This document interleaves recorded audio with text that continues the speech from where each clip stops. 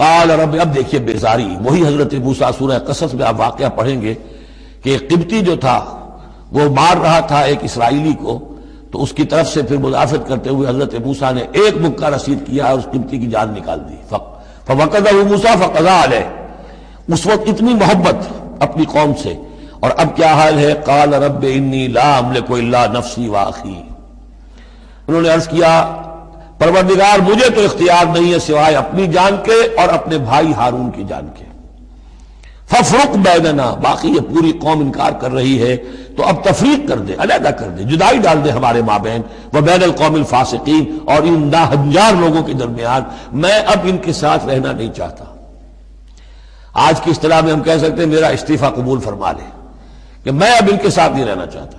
ان کی ناہنجاری، جو کچھ انہوں نے دیکھا ہے، میرے ہاتھوں سے جو معجزے دیکھے ہیں، میرے اور ان کے درمیان اب تفرقہ پیدا کر دے.